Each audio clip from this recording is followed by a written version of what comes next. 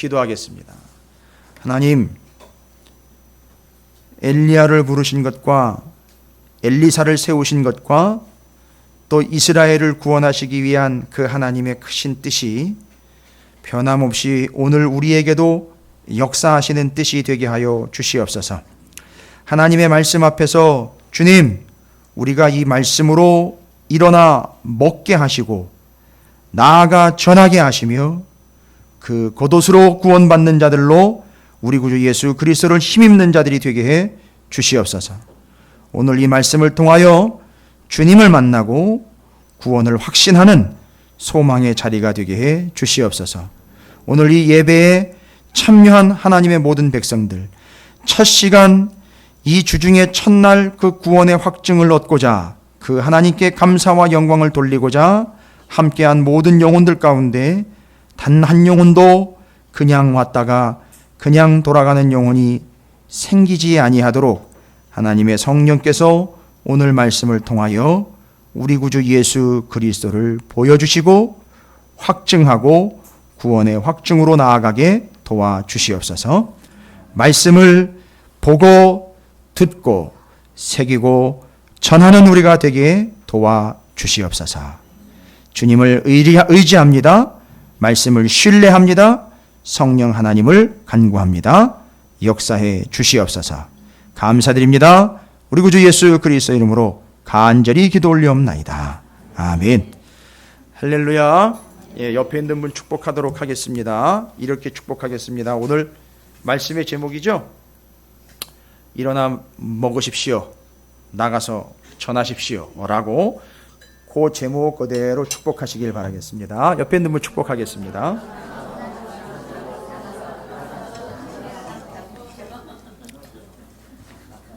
벌써 밥 시간이 된 겁니까? 자, 오늘 열왕기상 19장은 상당히 중요한 구절입니다. 매 주마다 중요하지 않은 장이 없다고 제가 하도 강조를 해서 여러분 이제 별로 믿지도 않을 것 같은데 성경은 믿거나 말거나가 아니라 반드시 믿으셔야 됩니다.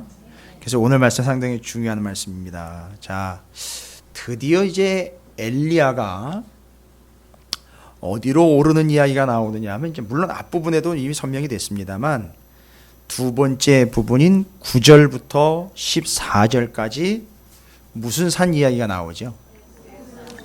이거 호렙산은 누구의 전매 특허죠? 그렇죠. 여러분 처음부터 잘 따라오십시오. 그러면 오늘 어마어마한 보화와 보물을 여기서 캐내실 거예요.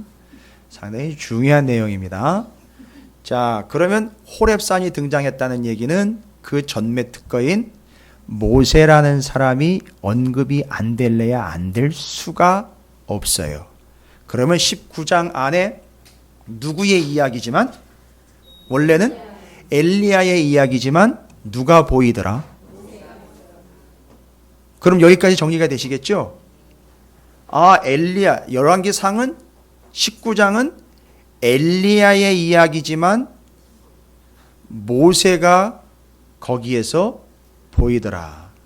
그러면 여러분 좀 생뚱맞는 것 같지만 이게 이제 풀어지는 이야기죠. 이미 예전에 제가 한번 언급을 해드렸지만 신약성경 누가복음 한번 가볼까요? 누가복음 9장 28절부터 31절까지입니다. 신약성경입니다. 아, 여러분 어떤 분은 벌써 눈치채셨을 거예요. 누가복음 9장 28절부터 31절까지의 말씀. 이전에 한번 나눈 바 있죠. 누가복음의 무슨 산이죠? 변화산. 아, 그럼 이제 다시 한번 말씀드려 정리하십시오. 열왕기상 19장에 무슨 산이 등장합니까? 호렙산입니다. 호렙산은 누구의 전매 특허냐 하면 모세입니다. 그런데 그 산에 누가 올라가죠? 엘리야가 올라갑니다. 자, 이 호렙산은 그냥 넘어가시면 안 됩니다. 신약성경과 연결이 되어 있어요. 그게 어디랑 연결되어 있느냐 하면 바로 무슨 산이죠? 변화산입니다. 왜 변화산과 연결이 되느냐? 여러분 제가 연결시키는 거 아니에요. 분명히 열왕기상의 엘리야 그 다음에 모세 이야기가 정리가 돼야 변화산 이야기가 정리가 됩니다. 유독 변화산에 등장하는 인물들이 딱 셋인데 그 중에 예수 그리스도를 제외한 두 사람이 바로 모세와 엘리야입니다. 그러면 그 본문 한번 읽어보겠습니다. 누가복음 9장 28절부터 31절까지 함께 읽어볼까요? 28절부터 31절까지입니다. 자, 시작. 8일쯤 되어 예수께서 베드로와 요한과 야고보를 데리고 기도하시러 산에 올라가사 기도하실 때에 용모가 변화되고 그 옷이 휘어져 광채가 나더라. 문득 두 사람이 예수와 함께 말하니 이는 모세와 엘리야라. 영광 중에 나타나서 장차 예수께서 예루살렘에서 별세하실 것을 말할세. 아멘. 여기까지죠. 그 변화산에서 모세와 엘리야와 예수 그리스도께서 세 분이 다정하게 뭔 얘기를 나눠요. 그걸 베드로와 요한과 야고보가 봤어요. 뭔 얘기를 나누시는지 듣지는 못했지만 세 분이 뭔가 중요한 얘기를 했는데 다른 복음서에서는 안 나와 있는데 누가복음에서는 뭔 얘기를 했는지 나와 있어요. 뭐에 대해서 얘기했다는 거죠? 영광 중에 나타나서 장차 예수께서 예루살렘에서 별세하실 것을 말할세. 그래서 뭐에 대한 얘기를 하는 거죠? 예수님이 별세하실 것이다. 우리는 이 별세라는 말을 그전에도 설명드렸지만 별세하면 뜻이 뭡니까? 그 말 자체는 세상과 이별한다는 얘기예요. 그러니까 곧 죽는다는 얘기인데 단순히 죽는 게 아니고 우리나라 한글로는 한계가 있어요. 헬라어 원어로 신약 성경을 기록한 헬라어 원어로 별세라는 말 잘 들어보세요. 별세를 뭘로 설명을 했느냐면 엑소더스라고 설명을 했어요. 헬라어로 엑소더스. 엑소더스가 뭔지 아시죠? 얼마 전에 영화도 나왔어요. 그죠? 엑소더스. 바로 출애굽에 대해서 얘기했다는 거예요. 그러니까 세 분이 모여가지고선 변화산에서 아니 예수님 당시에 이미 모세와 엘리야는 죽었는데 둘 다 시체는 못 발견했어요.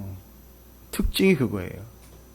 그러면 거기에 한 분 더 예수까지 시체 있습니까?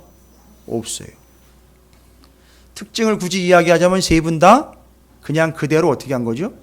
승천한 거예요. 그러면 이 세 분에게는 공통점이 있다는 얘기죠. 본질적으로 세 분이 하시는 일도 그렇고 모양새도 그렇고 공통점이 있어요. 그러니까 변화산에서 세 분이 만나서 이야기한 게 공통 관심사였었어요. 그러니까 예수님이 이렇게 얘기하셨을 것 같아요. 모세 정말 잘했습니다. 엘리야 잘했습니다. 이제 제가 할게요. 거기에 이렇게 덧붙이겠죠. 그렇게 해 주셨기 때문에 오늘날 이 사람들이 제가 그 이야기를 하면 아마 알아듣고 믿게 될 겁니다. 그리고 저는 모세 당신이 했던 것처럼 엘리야 당신이 했던 것처럼 이들을 어떻게 하겠다? 이 죄악된 세상에서 뭐 하겠다? 엑소도스 하겠다. 구원해 내겠다. 그러니까 모세도 엑소도스 한 것이고 엘리야도 엑소도스 한 것이고 뭔 얘기입니까? 모세도 출애굽시켰고 엘리야도 출바알 출악 시킨 것이고 예수 그리스도께서도 죄악 가운데 죽음 가운데에서 이들을 끄집어 내겠다. 요게 엑소도스인 거예요. 그러니까 세 분이 공통적으로 한 게 뭡니까? 그 시대에 죽어가는 이들을 어떻게 했다는 얘기죠? 구원해냈다는 거예요. 자, 제가 왜 변화산 얘기를 갑자기 드리느냐 하면 변덕이로서가 아니에요. 요 변화산과 무슨 산을 연결을 해야 되겠죠? 그러면 호렙산을 연결을 해야 돼요. 그러면 열왕기상 19장에서는 호렙산 때문에 열왕기상 19장에서는 누구와 누구를 연결을 했죠? 모세와 엘리야를 연결했다면 변화산까지 이제 구경 오셨다면 변화산과 함께 호렙산이 같이 연결되면 이제 열왕기상 19장에서는 눈치껏 좀 대답을 해 주십시오. 누가 모세, 열왕기상 19장까지만 보면 모세와 엘리야만 봐야 돼요. 그런데 변화산까지 갔다가 와 보니까 예수 그리스도까지 모셔야 돼요. 그러면 이 등장하는 사람은 누구만 등장을 하죠? 엘리야만 등장을 해요. 그런데 호렙산은 변화산과 직결이 되어 있기 때문에 의미는 누구와 누가 같이 언급이 돼야 된다는 얘기죠. 모세와 예수님이 언급이 돼야 돼요. 그러면은요, 오늘 본문은 맞아요. 숱하게 구약에 드러나 있는 예수 그리스도를 드러내는 본문이면서 누구의 역할을 그 시대에 감당했던 엘리야에 대한 이야기죠. 모세의 역할을 그 시대의 북이스라엘 백성들에게 감당했던 엘리야의 이야기. 그래서 역할은 누구의 역할을 하고요? 엘리야가 모세의 역할을 하고 주 목적은 누구를 드러내려고 하는 거라는 거죠. 이게 결론입니다. 그래서 오늘 본문은 여러분이 어떤 다른 시도도 하지 마시고 엘리야의 모세 역할과 엘리야가 예수를 드러내고 있다는 사실만 발견하시면 돼요. 그 안에서 이제 하나님이 엘리야에게 주시는 메시지가 오늘 우리에게 주시는 메시지예요. 그러니까 우리의 역할, 굳이 여러분에게 좀 부탁을 드리자면 바로 여러분은 역할상으로는 엑소도스를 명받은 모세와 같은 존재들이고 우리의 역할은 엘리야처럼 누구를 드러내는 삶을 살아야 되느냐면 예수를 드러내야 되는 삶을 살아야 돼요.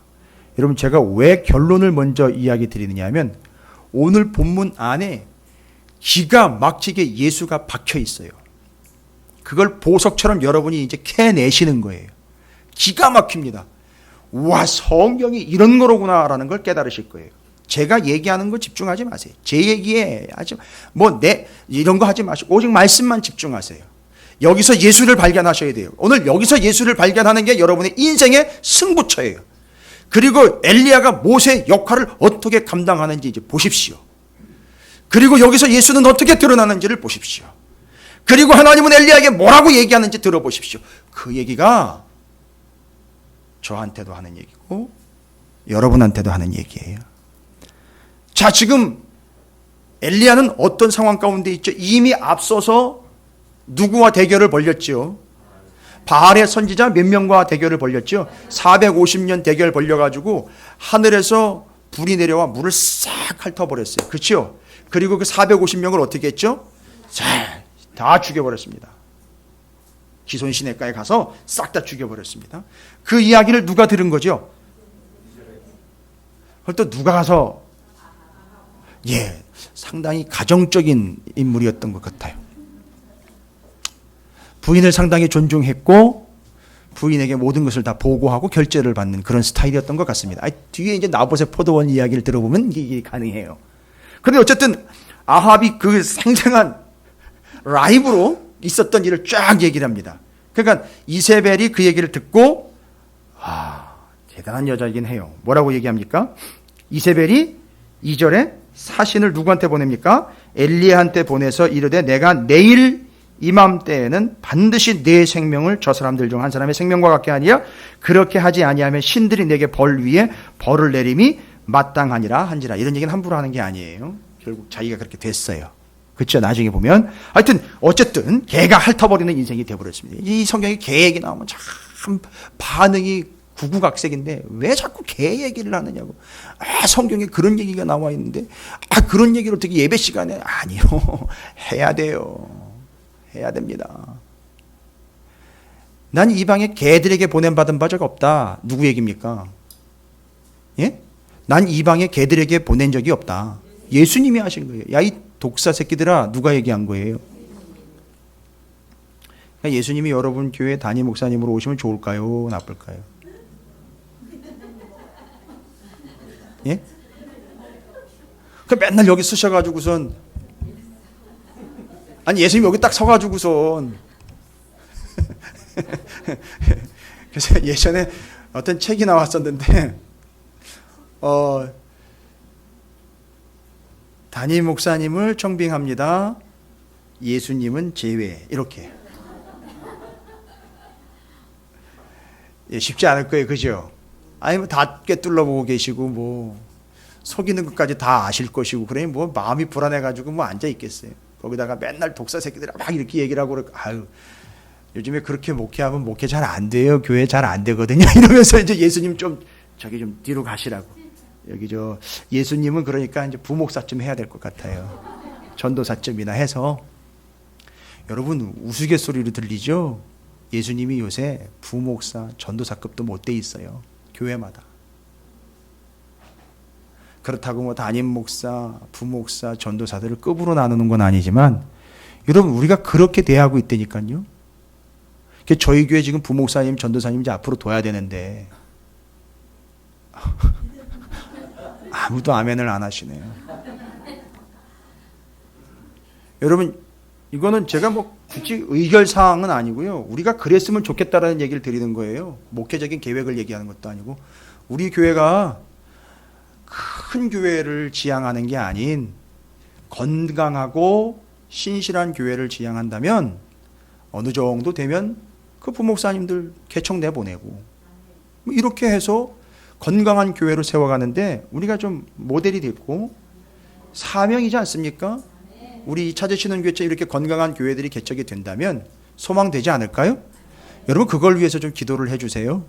예, 그렇게 될 수 있도록 우리 교회가 나중에는 어쨌든 그 예수 그리스도 이게 뭔 얘기하다 여기까지 왔는지 하여튼 어쨌든 간에 지금 이 본문 안에서 이세벨이 그 아합의 보고를 받고는 엘리야를 죽이려고 막 덤볐습니다. 그래서 피해갑니다. 피해가는데 여러분 3, 4, 5절이 분수령이에요. 지금 엘리야의 현 상태를 이야기해주는 본문입니다.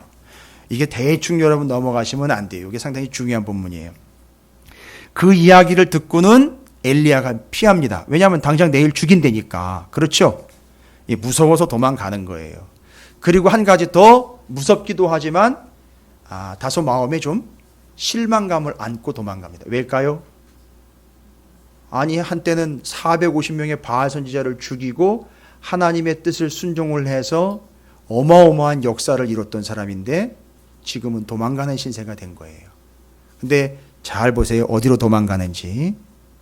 여러분 첫 번째 3절에 보니까 어디로 갔대요? 브엘세바래요. 여러분 브엘세바가 뭡니까?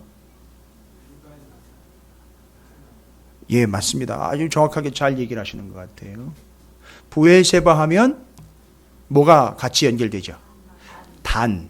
그러니까 이 얘기 있죠. 단에서부터 브엘세바까지라는 이야기는 우리나라에 잘 정리할 시간 드릴게요. 제가 잘 정리하셔서 대답하십시오. 백두에서 할라까지라는 표현이 있죠. 그거랑 똑같은 표현이에요.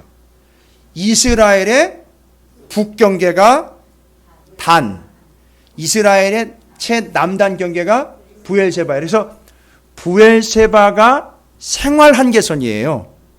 그러니까 거기를 넘어가면 어떻게 되는 거죠? 밑에는 남의 나라이기도 하지만 살 수 없는 광야예요. 그래서 지금 그 다음 4절이 어떻게 들어가요? 그래서 경계를 넘어서 그러니까 그 나라를 피해서 또 어디로 들어가죠? 광야로 들어갑니다. 광야는요 먹을 것도 없고요 그늘도 없는 거예요. 아주 생고생하는 데입니다.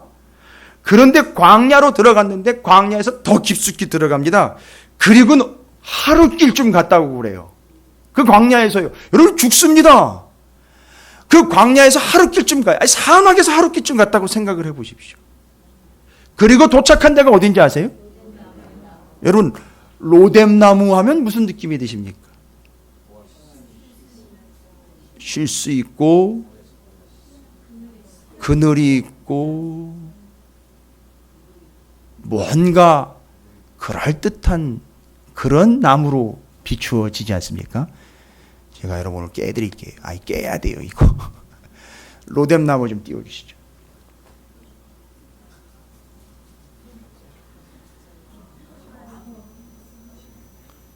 잠깐 불을 좀 꺼주시면 잘 보이실까요? 잘 보십시오. 이게 지금 맞아요. 쌀이나무과예요. 이게 어디 있습니까, 지금? 저 뒤도 보시고 옆에도 보십시오. 이거 그나마 왼쪽 건 조금 그래도 좀 생기 있을 때, 오른쪽 거는요. 여러분, 이게 그늘이 있어요? 여러분, 그늘이라는 건 뭐냐 하면, 불 켜주셔도 됩니다. 이제 로뎀나무가 어떤 나무인지를 보셨으니까. 그늘이라는 거는 해가 중천에 뜨든 지든 어디 있든지 간에 항상 가려질 수 있는 그늘 있잖아요. 그러니까 해가 돌아도 그 밑에 있으면 시원한 게 그게 그늘이에요. 근데 이건 그늘이 아니라 뭐만 있죠? 그림자만 있는 거예요. 그림자는 문제가 뭐죠? 그림자는, 그렇죠. 해에 따라서 그림자는 돌아간다는 거예요. 그래서 하나님을 뭐라고 표현하냐면 회전하는 그림자도 없으신 하나님이다. 그래서 그 안에 있으면 태양볕에서 그늘을 만난 것처럼 보호받는 존재. 이게 하나님에 대해서 표현할 때 회전하는 그림자도 없으신 우리에게 그늘과 같은 분이 하나님이라는 표현할 때 그렇게 표현. 그러니까 지금 여러분 로뎀나무 이게 참 어떻게 해야 돼요? 이게 로뎀나무를 이용한 교회 이름과 함께 뭐 어느 목사님에게 뭐 치과서부터 시작을 해서 뭐 카페가 그럼 이게 다 이게 지금 제가 더 이상 얘기 안 드릴게요. 이게 어떻게 될지 모르겠어요. 하여튼 이 로뎀나무는 광야 한 구석에 저렇게 쌀이나무과로 엘리야가 여기다가 몸을 집어넣은 게 아니라요. 뭐만 겨우 들어갈까요? 머리만 쳐박고 지금 이 상황은 어떤 상황을 기다리고 있는 거죠? 죽을 상황만 기다리고 있는 거예요. 잘 보세요. 부엘세바를 지나서 광야로 들어왔고 광야에서 겨우 찾아낸 게 로뎀나무예요. 그러면 지금 이 엘리야의 현 상태는 조금 있으면 뭐 한다? 그렇죠. 여러분이 잘 하시는 얘기 있잖아요. 조금 있으면 이제 저 죽습니다. 이런 식으로 장사가 됐다가는 망합니다.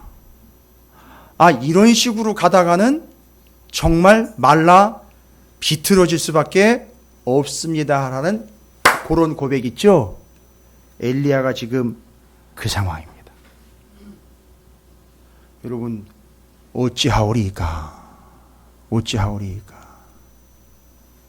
그래서 지금 이 사람은 가장 중요한 상황 어떤 상황입니까? 죽을 수밖에 없는 죽기 직전의 상황이 왔죠. 뭐와 뭐가 없죠? 물과 양식이 없어요. 잘 정리하십시오. 지금 부엘세바에서 광야로 들어와 광야에서 그나마 찾아낸 게 뭐냐 하면 로뎀나무예요. 여러분 이건 성경에 나와 있는 얘기가 아니라 죄송합니다. 여러분을 기분 나쁘게 해드리거나 여러분을 저주하는 게 아니에요. 여러분 삶 살아가다 보면 피하고 밀리다가 결국 어디까지 가게 될 상황들이 여러분에게 닥칠 수 있느냐 하면 로뎀나무 밑에다가 머리 박고 죽을 날만 기다릴 수밖에 없는 상황까지도 갈 수 있다는 거예요. 누구도 갔으니까요. 엘리야도 갔으니까요. 목사님이 그런 심한 얘기는 좀 하지 말아 주시죠. 아니요.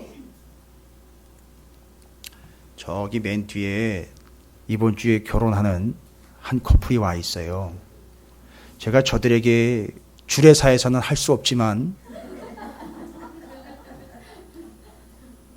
미리 주례사에서 할 수 없는 인생의 중요한 얘기를 하자면 인생에서 살다 보면 이 저주하는 게 아니에요. 오해하지 마세요. 야, 주례 잘못 세웠다 이렇게 생각하지 마십시오. 그게 아니라 살아가다 보면 정말 밀려날 수 없게끔 부엘세바 그 밑에 광야 고개 쳐박고 죽는 날만 기다리는 로뎀나무 밑에 머리를 쳐박게 되는 그런 상황으로 갈 때가 있어요. 근데 여러분 그게 그게 인생이죠. 이게 아니라 잘 보세요. 이게 어떻게 된 일인지 엘리야가 작정을 하고 온 것 같은데 결과적으로 쫙 보면 하나님이 꼭 인도를 해놓은 것 같아요. 왜요? 이 다음 스텝이 어디로 가는 거죠? 호렙산이란 말이에요. 그래서 우리는 거기서 모세의 역할을 하고 있는 엘리야를 보고 예수를 드러내는 엘리야를 봐야 되는데, 아니 여기서 뭔 예수가 드러나고 뭔 모세의 역할이 나옵니까? 엘리야가 모세 역할을 해야 돼요. 그래서 예수를 드러내야 돼요. 잘 들어보십시오. 너무너무 중요한 거예요. 진짜 기가 막힌 내용이 여기 숨겨져 있는데, 지금 엘리야는 죽기 직전의 상황이죠. 뭐가 없죠? 물과 양식이 없어요. 어디죠? 광야. 광야에서 물과 양식이 없었던 때. 출애굽하고 광야? 그런데 그 뒤에 보면 호렙산 가는데, 아니 며칠 간다 그랬죠? 40주야를 간다 그랬어요. 40 그리고 인생을 이야기할 때 인생을 40년 한 텀으로 봐요. 그러니까 이 40이라는 말은 우리 인생을 이야기하는 거예요. 그리고 이 세상을 이야기할 때 동서남북 사방에 역사하시는 삼위일체 하나님께서 4 곱하기 3에서 12 나오는 거예요. 12지파 12제자. 이거 나중에 시간 되면 또 설명드리겠습니다. 어쨌든 인생을 이야기하는데 지금 엘리야는요, 물과 양식이 없는 광야에서 죽기 직전의 상황입니다. 그런데 이게 성경에 이미 익숙한 장면이에요. 이스라엘이 애굽에서 나와서 구원을 받았는데도 불구하고 어떻게 해요? 바알 선지자 이기고 하나님의 응답이 왔고 기도도 말씀도 잘 따르고 열심히 기도하는 기도의 사람인 엘리야에게 임한 거예요. 이런 그 어마어마한 환경이요. 근데 역사를 돌아보니까 이스라엘에게 이런 시대가 있었어요. 구원을 받았는데 광야에 나오니까 이스라엘 백성이 광야에서 제일 많이 한 얘기가 뭔지 아시죠? 여러분 눈치챘잖아요. 두 가지로 정리하셔야죠. 물 줘라, 떡 달라. 물 달라, 떡 달라. 그걸 누가 제일 많이 들었어요? 모세가요. 지금 이 상황인 거예요. 백성은 없지만 엘리야는 지금 모세의 역할을 하면서 거기서 누굴 드러내야 되는 거죠? 예수님을 드러내야 되는데 잘 보십시오. 광야에서 이스라엘이 물 달라, 떡 달라 할 때 물 없고 떡 없는 곳에서 여러분 잘 보십시오. 하나님이 그 떡과 물을 어떻게 주셨어요? 일단 떡은요, 만나로 어떻게 했죠? 하늘에서 내렸고, 물은요, 반석에서 쳐서 나왔어요. 그래서 그게 하늘로부터 내려온 떡, 반석, 곧 생수가 나와서 그걸 먹고 40년 동안 사는 거죠. 그럼 이게 뭡니까? 생명의 떡, 생수를 먹고 광야에서 사는 거예요. 여기까지 일단 정리할게요. 그런데 지금 엘리야에게 하나님의 천사가 찾아왔어요. 찾아와가지고선 그 극심한 고통의 상황, 막 죽기 직전의 상황이에요. 여러분 기억하시라 그랬죠? 우리 인생에도 이럴 때가 올 수 있어요. 그래도 여러분 그건 재수가 없거나 내가 잘못해서 내지는 무엇 때문인지 모르게 어쩌 살다가 어려운 일을 겪은 게 아니고 하나님의 철저한 뜻이라는 걸 우리는 발견할 수 있습니다. 뭐라고 나와 있느냐 하면 하나님의 천사가 5절 보십시오. 로뎀나무 아래에 누워서 이 자던이라는 표현은요, 잠자는 게 아니라 죽었다는 얘기예요. 거의 죽게 되었다라는 얘기입니다. 그러니까 성경에 보면 잔다라는 표현은 원래 본 의미가 뭐죠? 죽는다는. 그래서 예수님이 뭐라 그랬죠? 죽은 게 아니라 잔다. 그러나 이 잔다는 건 뭘 전제로 하기 때문에? 깨는 걸 전제로 하기 때문에 그렇게 표현하신 거예요. 그러니까 지금 여기 자더니, 죽은 것처럼 자더니 천사가 그를 어떻게 해요? 어루만졌다라는 거예요. 어루만졌다. 이게 해석이 안 됐어요. 어루만졌다라는 말을 정확하게 해석을 안 하는 바람에 이 고통과 이 아픔이 단순히 엘리야의 영적인 침체다라고만 이야기했어요. 영적인 침체 맞지만 그게 끝이 아니거든요. 여러분, 왜 브엘세바 경계를 넘어 광야로 들어와가지고 로뎀나무에다가 머리를 쳐박고 지금 죽은 시체처럼 이렇게 있느냐? 잘 보세요. 결론적으로 얘기하면 거길로 끌어내서 하나님은 그를 어떻게 하려고요? 그렇지요. 어루만지려고요. 근데 여기 어루만지다라는 말이 귀여운 딸내미 아들내미 머리 쓰다듬어 주는 게 아니에요. 히브리 원어로 어루만지다라는 말의 원뜻을 제가 정확하게 말씀드릴게요. 어루만지다라는 말 뜻은요, 그냥 얼러주고 만져주는 게 아니라 바싹 붙어서 가까이에서 찔러대다, 이런 뜻이에요. 뭔 얘기인지 아시겠어요? 그냥 쉽게 정리해 드릴게요. 무슨 얘기냐? 하나님의 천사가 가까이 와서 바싹 달라붙은 거예요. 요걸 위해서 엘리야를 어디까지 이끌어낸 거죠? 광야의 로뎀 나무까지 온 거예요. 그러니까 어쩌다가 엘리야가 여길로 굴러 들어온 게 아니라 하나님이 불러들여서 어떻게 하시려고요? 그와 더 가까이 가서 접해 주시려고요. 이해가 되십니까? 아, 인생에 이런 고통이 여러분에게 닥치실 때 여러분 외면하지 마시고 너무 어려워하지 마시고 이때는 무슨 타이밍이다? 하나님이 내게 가까이 오실 타이밍, 곧 나를 뭐 하시기 위해서? 어루만져 주시기 위해서 계획하신 바구나. 아니, 그럼 목사님, 하나님이 우리에게 가까이 오시는 건 어루만짐이라고 그러는데, 아니, 사람이 하나님에게 가까이 가는 경우 있지 않습니까? 맞아요. 엘리야는 하나님에게 어떻게 가까이 간 줄 아세요? 사람 입장에서 가까이 가는 건 그가 뭐와 뭐의 사람이었죠? 앞에서?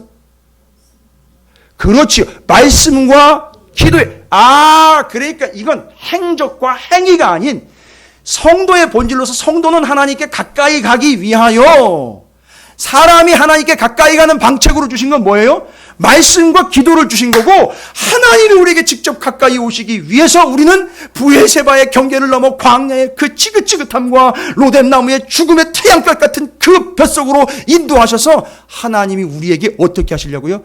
가까이 오시려고 거기로 이끌어 내셨다는 거예요.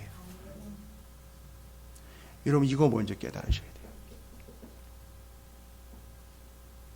그래서 모세의 역할이 뭐였죠?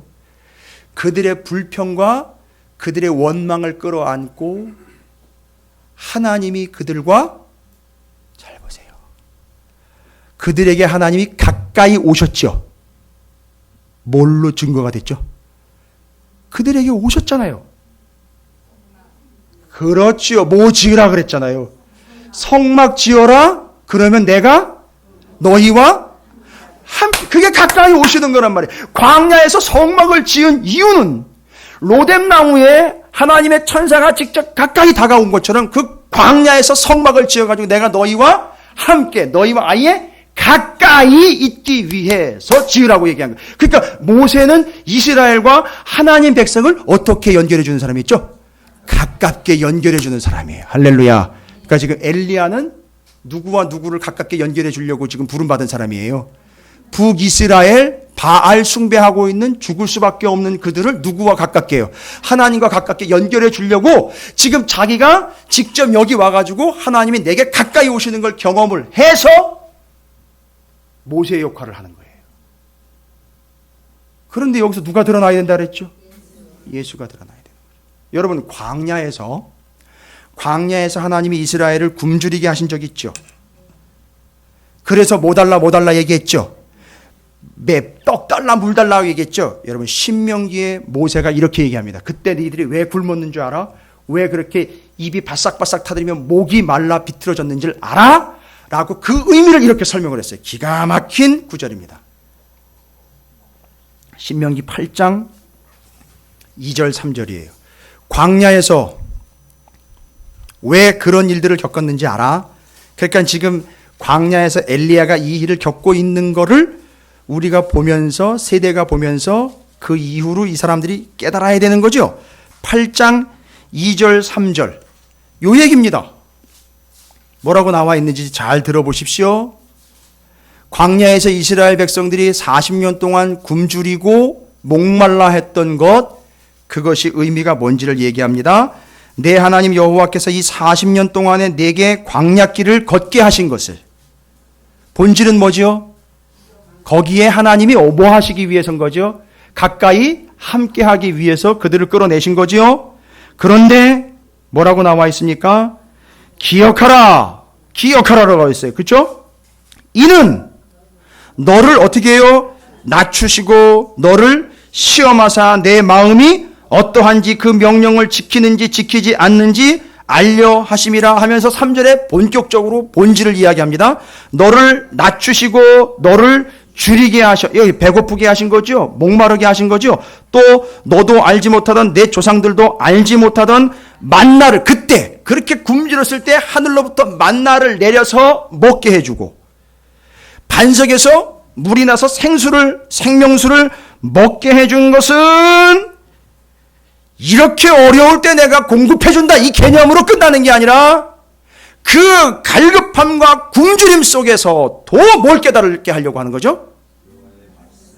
이 땅의 떡과 이 땅의 물로가 아닌 하나님의 말씀으로 살 수 있는지 없는지를 내가 시험하려고, 말씀 가지고 살아가게 그렇게 만들려고 그 시험을 줬다는 거예요. 할렐루야. 그런데 이게 바로 여러분 보세요. 요한복음 6장 35절에 뭐라고 나와 있느냐 한번 들으세요. 찾다 보면 시간 가니까 들어보십시오. 요한복음 6장 35절, 거기다 연결된 구절로 적어 놓으셔도 좋을 것 같아요. 지금 신명기 8장 2절 3절을 이미 또 말씀드렸어요. 아까는 누가복음 얘기 드렸죠? 9장.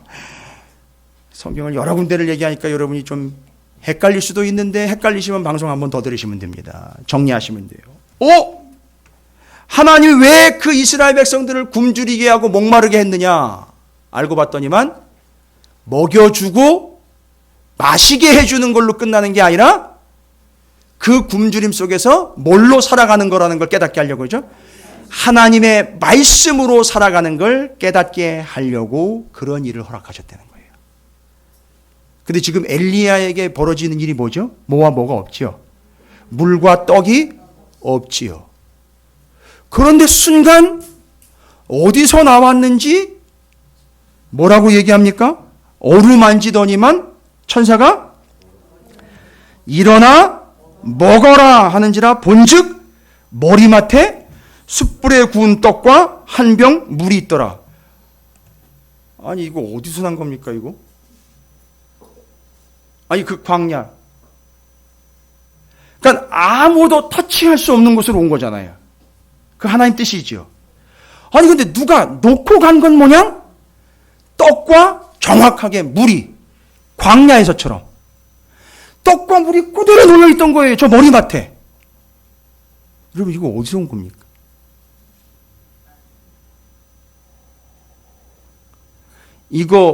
이 충격을 해소하려고 이전에 먼저 한번 경험한 바가 있죠. 엘리야가 어디로 도망갔었죠? 어디로 갔었죠? 그릿 시냇가에 갔다가 거기에서 누가 물어다 주는 거 먹었죠? 까마귀가 물어다 주는 거 먹었죠. 여러분, 까마귀가 물어다 준 건 새가 물어다 준 게 아니라, 의미상으로 말씀드릴게요. 여기 지금 천사가 와서 일어나 먹으라고 이야기한 이 구운 떡과 이 물이 어디서 왔느냐? 여러분, 어디서 온 게 아니라 그냥 하늘에서 내려온 거예요. 이해가 되십니까? 까마귀가 물어다 준 게 아니라 그게 하늘에서 내려온 거라고요. 왜 이걸 이야기한 겁니까? 그게 바로 광야 40년 동안 하늘에서 내려오고 하나님이 내주신 것, 그걸 먹고 이스라엘 백성이 40년 동안 살아남은 거예요. 그런데 그때 굶주릴 때마다 내가 왜 이런 생고생을 해야 되라고 짜증을 낸 게 아니라, 이것이 없어도, 이런 것들이 없어도 우리는 뭘로 살 수 있다? 오직 말씀으로 살 수 있다라는 걸 깨닫고 그걸 고백하게 하기 위해서 이런 기근을 겪은 거예요. 그러니까 지금 엘리야가 이런 기근을 겪고 있는 것은 이스라엘 백성들이 그런 부귀영화가 없어도 오직 뭐로 살 수 있다? 하나님의 말씀으로 살 수 있다라는 걸 알려주기 위해서 자기가 지금 샘플로 당하고 있는 거예요. 정리되셨습니까? 그리고 예수님이 예수님 사역 시작하시기 전에 광야에서 40일 동안 금식하시죠. 그리고 그 다음에 사단에게 시험을 받으시죠. 그리고 그때 예수님이 뭐라고 얘기하셨는지 아십니까? 그렇죠. 예수께서 대답하시되 기록되었으되라고 나와 있어요. 기록되었으되. 그러니까 기록되었으되는 어디요?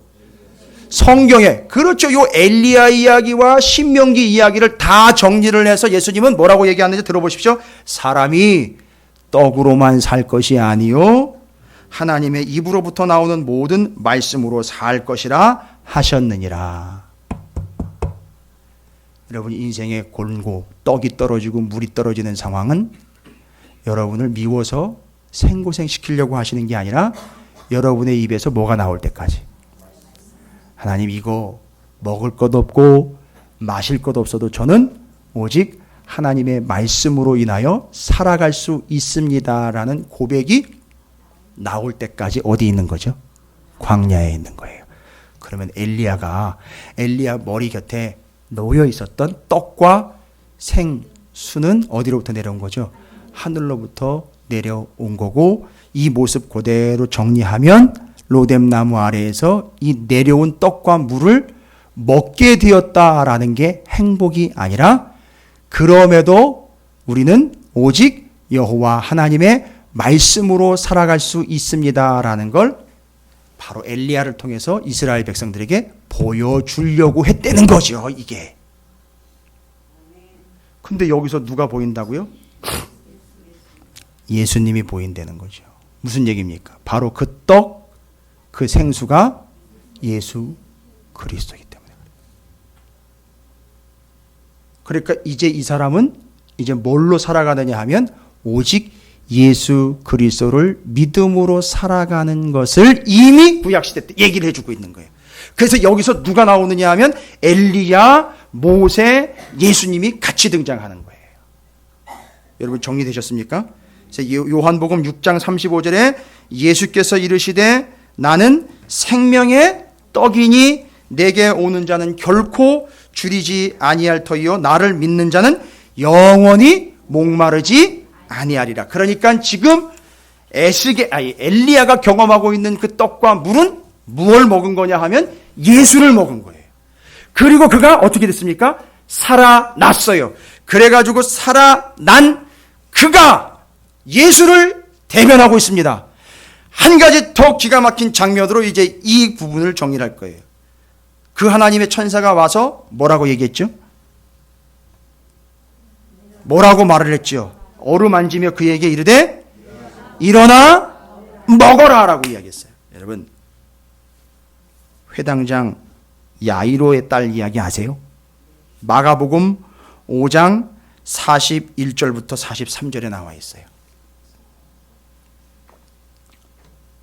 들어보세요.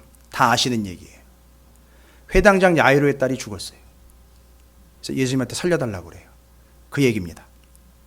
마가복음 5장 41절부터 43절까지 제가 천천히 읽어드리니까 들어보십시오. 그 아이의 손을 잡고 이르시되 달리다 쿰 하시니 번역하면 곧 내가 내게 말하노니 소녀야 일어나라 하심이라. 소녀가 곧 일어나 걸으니 나이가 12살이라 사람들이 곧 크게 놀라고 놀라거늘 예수께서 이 일을 아무도 알지 못하게 하라 하고 그들을 많이 경계하시고 그 뒤에 있는 얘기가 기가 막혀요. 이에 소녀에게 먹을 것을 주라 하시니라. 그 소녀가 죽었는데 그 소녀에게 예수님이 뭐라고 얘기했어요? 소녀야 일어나라 달리다 쿰. 그 쿰이요 성경 히브리어 원래는 아람어인데 여러분 거기 열왕기상 19장에 일어나 먹어라 하는지라가 바로 일어나라 하는 게 그게 쿰이라는 단어로 똑같은 거예요. 쿰이요. 그러니까 지금 이 말을 여러분이 이해하기 쉽게 바꾸면 어떻게 되는 거죠? 달리다 쿰이 아니라 달리다 쿰 소녀야 일어나라가 쿰 일어나라 소녀야 달리다 쿰 소녀야 일어나라. 그러니까 지금 열왕기상 19장에는요 엘리야 쿵인 거예요. 그리고 뭐라고 얘기했다고요? 먹어라. 여기서 누구를 볼 수 있는 거죠? 예수님이 소녀를 일으켜서 먹이고 살리는 것처럼 바로 그 극단의 고통과 아픔의 상황에 어루만지러 찾아오셔가지고 그를 어떻게 하신다는 거죠? 일으켜 세워서 이제는 하나님의 말씀으로 봐 살아갈 수 있는 존재를 만들어내겠다는 게 엘리야의 첫 번째 역사의 증거고 뜻이었다라는 거예요. 여러분, 예수님이 보이세요? 그 소녀에게 찾아가가지고 달리다 쿵 하고 이제 먹을 것 주어라 라고 이야기했을 때, 그래서 꼭 예수님이 회복시키는 자리에서는 꼭 먹을 걸 준비를 해놓으셔요. 제자들이 갈릴리 호수에 와서, 그렇죠, 마지막 때 부활하신 예수님 만날 때 예수님이 뭐 준비해 놓으셨죠? 구워가지고, 떡하고 생선 구워가지고 준비하고 이리 와서 먹어라라는 얘기는 뭐예요? 이제 너희는 어떻게 됐다? 이 로뎀나무 같이 너희들은 내가 죽고 난 다음에 산지 사막으로 흩어져가지고 다 무너져 있는 상황에서 이제 다시 일어나라, 먹어라. 이제는 오직 하늘로부터 오는 여호와 하나님의 말씀, 그 말씀으로 온 나로 인하여 살아가는 존재가 될 것이다라는 걸 약속해 주시는 거예요. 여러분, 그 고난의 의미를 이해하시기 바랍니다. 왜 나는 광야를 지나고 있고, 왜 나는 머리를 로뎀나무 아래다만 쳐박아서 그냥 죽을 날만 기다리고 있는 것 같은 그런 어려운 상황인가? 달리다 쿵 하시기 위한 거예요. 오셔서 어루만져서 일으켜서 이제는 누구로만요? 말씀으로만 살아갈 수 있도록 만들어 가시기 위한 하나님의 계획이었다라는 사실을 잊지 마시기 바랍니다. 아마 여러분에게 이런 기회가 오실 거예요. 싫다고 그냥 지나가시는 게 아니라 하나님은 여러분에게 그렇게 그 로뎀나무의 머리 한쪽만 쳐박고는 죽을 날만 기다릴 것 같은 그런 여러분의 고난의 상황에 주님이 오셔서 어루만지시며 뭐라고 얘기한다고요? 성호야, 쿵! 그리고 먹어라. 뭘요? 말씀을 먹어라. 그래서 목사는요, 고난을 어느 정도 받을 필요가 있어요. 왜요? 그 고난의 상황에 누가 찾아오시죠? 맞아요. 사람들은 멀리 떠나는데 고난을 던지면서, 그렇죠? 말하자면 돌을 나한테 던지면서 사람들은 멀어지는데 그 상황에 주님은 어루만지시러 오셔서 뭐라고 얘기한다고요? 달리다 쿰 일어나라 그리고 먹어라 하면 그 사람은 그렇게 평생 살아가는 거예요. 할렐루야. 이게 하나님의 계획이에요. 그래서 나는 하늘로부터 내려온 생명의 떡 곧 말씀이라. 오직 하나님의 말씀으로 사는 걸 알게 하시기 위함이고, 엘리야가 지금 자기가 일어나 먹어라라는 이 모습이 바로 예수님이 우리에게 정확하게 해주시는 그 모습입니다. 여러분 걱정하지 마십시오. 여러분이 그 어려움의 상황에서 주님이 어루만지시며 뭐라고 이야기하실 거라고요? 일어나 먹어라 할 때에 오해하지 마세요.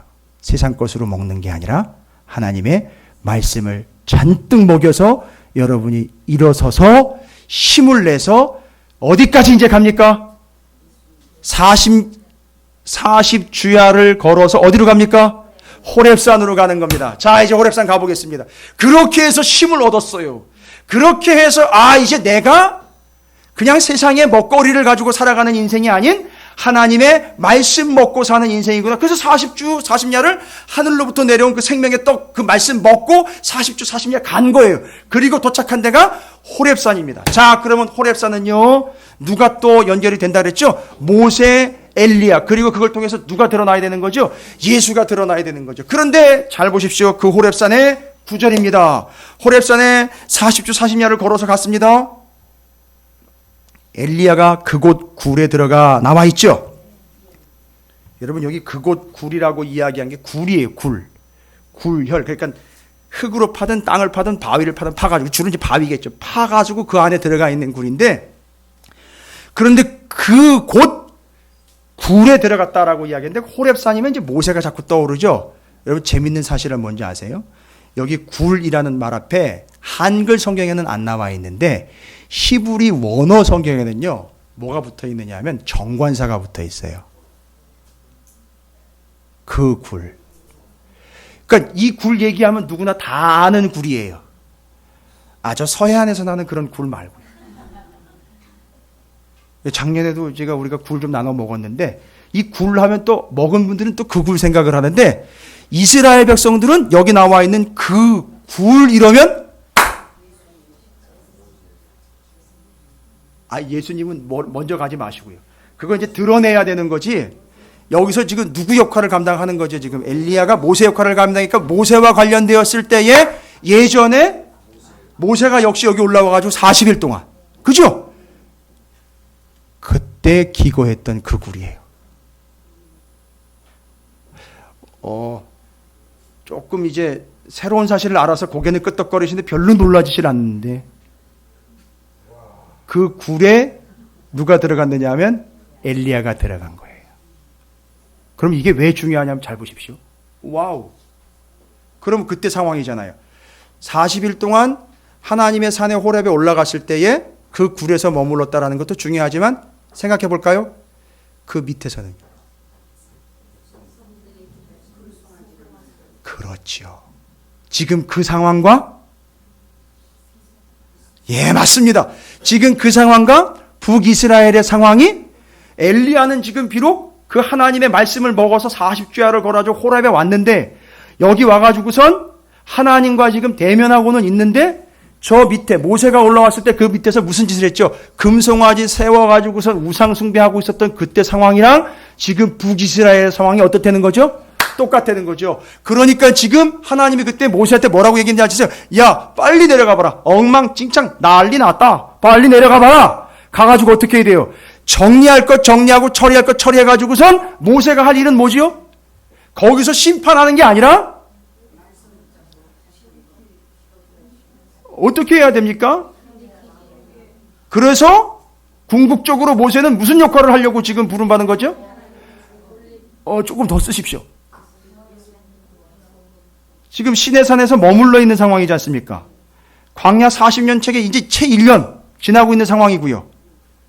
아직 39년 남았다면요. 그 39년 뒤에는요.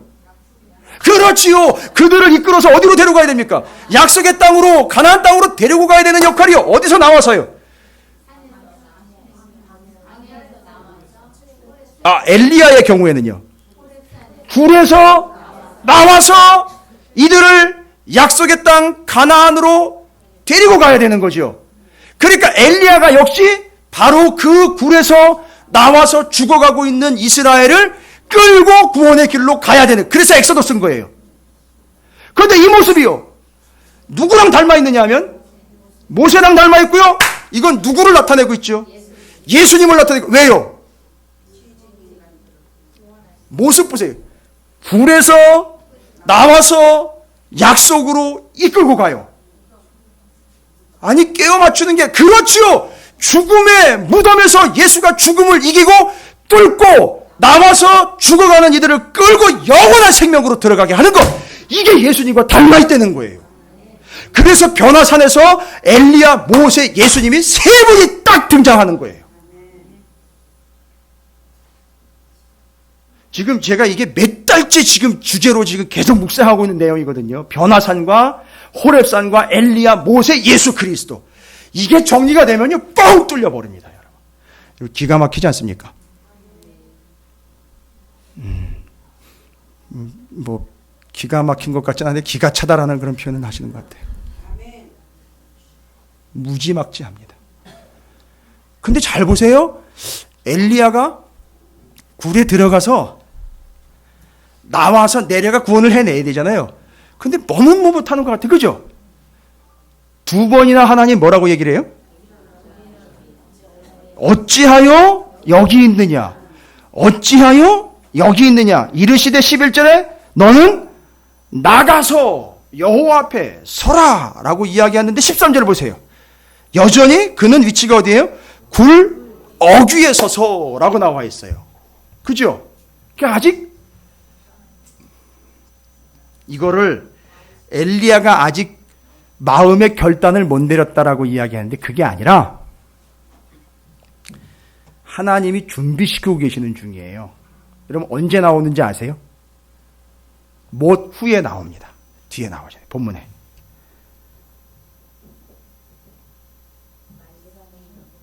정확하게 얘기 드리면 불 가운데에서도 여호와께서 계시지 아니하더니 불 후에 세미한 소리가 있는지라 엘리야가 듣고 겉옷으로 얼굴을 가리고 나아가 굴 어귀의 섬에 소리가 그에게, 그러니까 이제서야 뭘 듣고 나온 거죠?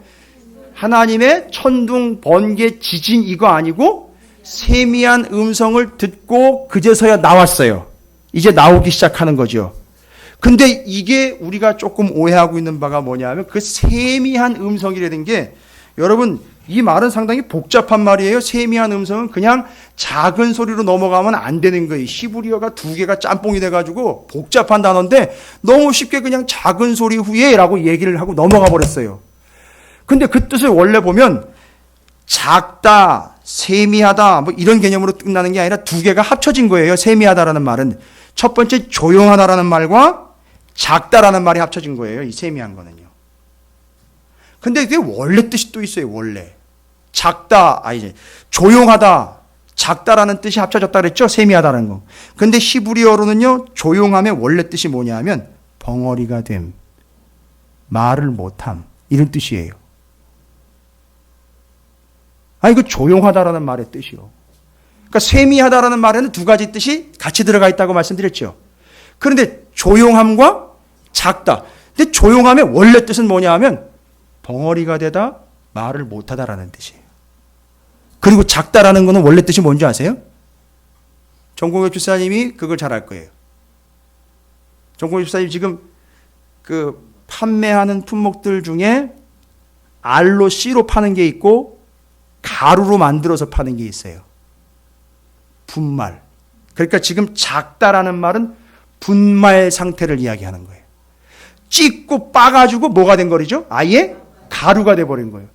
그러면 세미한 음성 이러면은요, 세미한 음성이면은요, 첫 번째 아예 벙어리고 아예 빠가지고 가루가 돼버린 거예요. 이게 뭔 소리예요 도대체? 예? 하나님의 소리가 가루가 돼버렸고 하나님은 아예 입을 다물었다? 그게 아니고요. 잘 들어보세요. 그게 아니고 하나님의 소리 앞에 서니까 그 존재가 뭐가 돼버린 거죠? 가루가 돼버린 거예요. 그리고 뭘 못해요? 하나님 앞에 내가 이렇게 했습니다, 저렇게 했습니다라고 말을 못하는 거예요. 이 수준이 돼야 어디서 나와요? 굴에서 나와서 사역을 감당하는 거예요.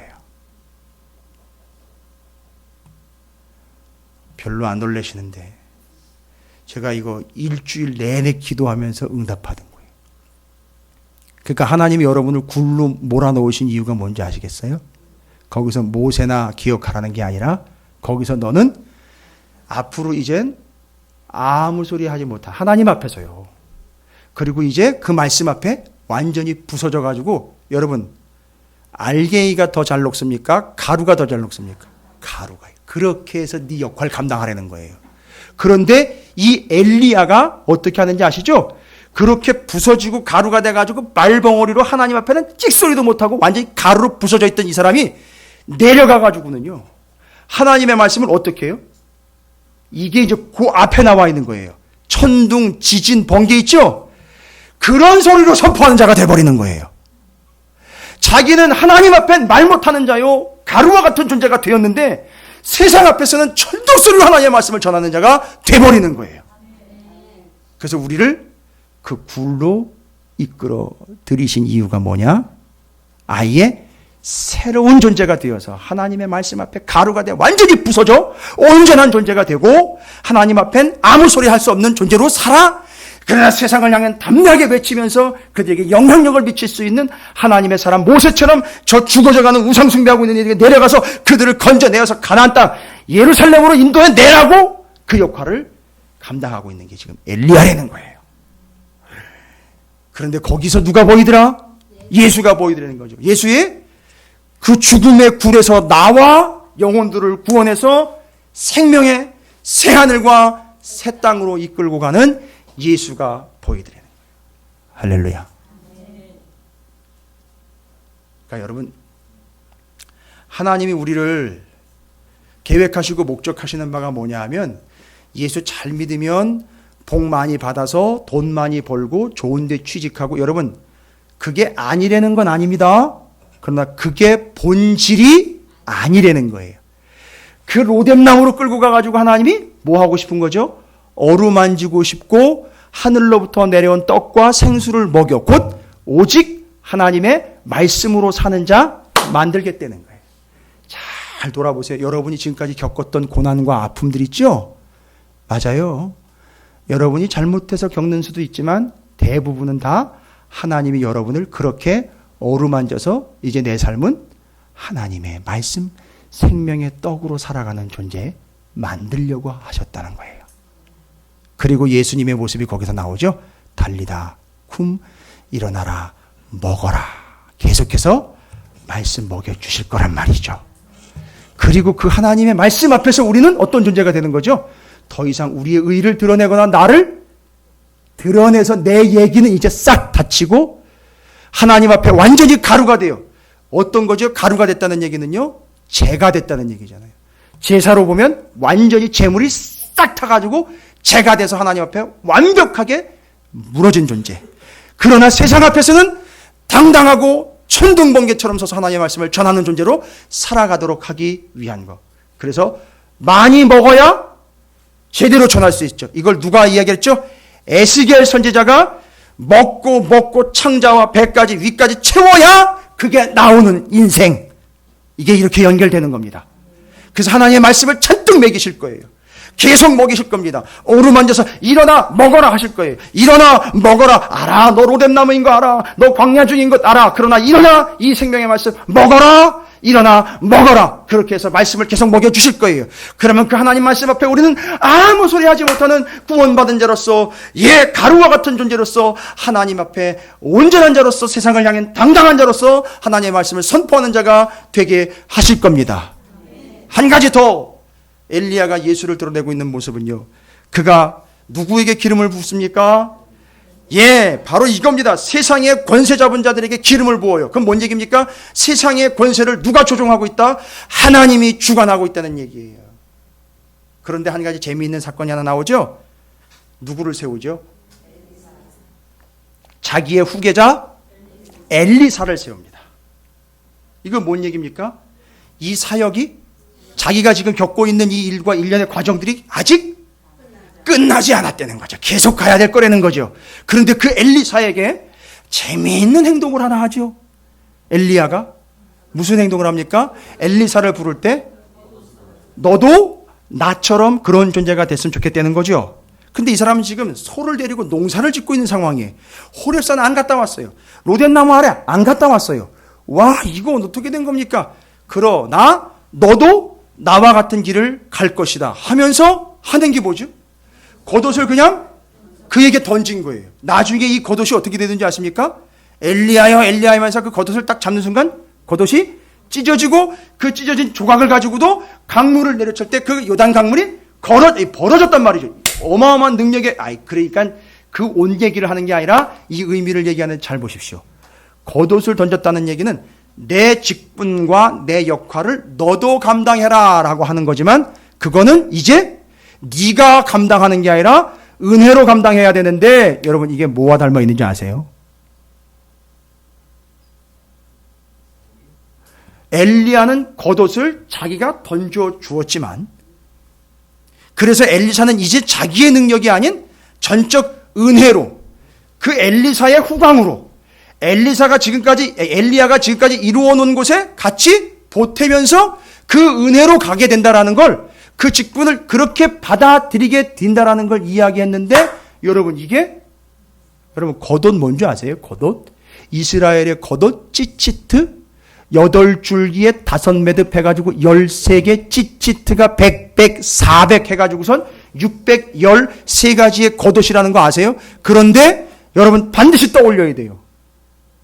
겉옷, 엘리야는 자기가 벗어 던졌지만 뺏기신 분이 있잖아요. 예수 그리스도께서 그 겉옷을 누가요? 로마의 군인들이 베껴서 어떻게 했어요? 나누어서 가졌어요. 여러분 나누어 가져야 돼요. 왜지요? 자기들의 의로는 구원받을 수가 없어요. 그러니까 예수 그리스도가 이제는 율법을 완성하신 분이기 때문에 그거 찢어 가져야 돼요. 그 은혜로 구원받는다라는 걸 그 이야기가 하는 거예요. 그러니까 지금 여기 걷어 던지는 이야기는 누구의 이야기를 예표하고 있는 거냐면 예수 그리스도의 이야기를 예표하고 있는 거예요. 그러니까 엘리야는 지금 삶 자체가 누구를 경험하고 있는 거냐면 예수로구나라는 걸 경험했는데 아니나 다를까 변화산에서 엘리야, 모세, 예수님이 만난 거예요. 그러면 이거 다 정리가 되는 거잖아요. 역할이요. 그래서 이제 겉옷 던진 거는 예수 그리스도의 겉옷, 그 율법을 상징했던 그것 다 찢겨서 그걸 가지고 간 그 사람들은 이제 맞아요. 그 겉옷 찢어서 가진 그것 때문에 구원을 얻는 거라고요. 하나님의 예수 그리스도의 은혜로 구원 얻는다. 이게 세 가지 사건이에요. 여기서 누가 드러났습니까? 예수가 드러났고 엘리야는 지금 그걸 우리에게 말해주고 있습니다. 오직 무엇으로 살아가는 것? 말씀으로 살아가는 것 알게 하고 그것 말씀 먹이려고 어디로 이끌으셨습니까? 광야, 부엘세바, 경계 넘어 광야에서 더 깊은 곳 로뎀나무로 끌고 와서 어루만지셔서 달리다 쿰 하셨다는 거죠. 일어나 먹어라. 그리고 호렙으로 끌고 가셔서 거기서 굴 안에 처박아 놨다가 거기서 나와서 주님의 사명을 감당하도록 하기 위해서 그 굴 안에서 언제 나오는 거죠? 하나님 앞에서 아무 소리 못하고 가루가 되어서 하나님의 전적인 통로로서 이젠 낮아지고 겸손해질 뿐만 아니라 하나님의 말씀으로만 오직 그 능력의 말씀을 전하는 삶을 살아가게 되도록 끄집어내서 세상을 향해 보내신 거예요. 그리고 그 밑에 세상은 현재 지금 뭐하고 있는 중이다? 우상 숭배하고 있는 중이다. 여러분 지금 여기가 지금 우리 이 상황이 호렙산인 거예요. 여러분을 어떻게 보내시는지 아시겠어요? 일주일 동안 여러분이 세상에 나가잖아요. 그냥 나가는 게 아니에요. 여러분이 하나님 앞에 입 다물고 가루가 돼서 세상에 나가시는 거예요. 그렇게 될 때 세상에 하나님의 뜻이 선포가 되는 겁니다. 그냥 내가 버티는 삶이 아니에요. 그리고 그 겉옷을 벗어 던진 사건을 통해서 하나님의 예수 그리스도를 통한 전적인 은혜를 입는 자가 되어서 구원을 얻는다라는 걸 이야기하고 있는 겁니다. 그래서 엘리야는 모세의 역할과 예수 그리스도를 드러내 주고 있습니다. 오늘 말씀이 일어나 먹어라 나가서 전해라. 여기 하나 이제 추가합니다. 은혜를 입어라. 할렐루야. 한번 따라해 보실까요? 일어나 먹어라. 나가서 전해라. 은혜를 입어라. 그러니까 저는 주일마다 여러분에게요 뭐 하는지 아세요?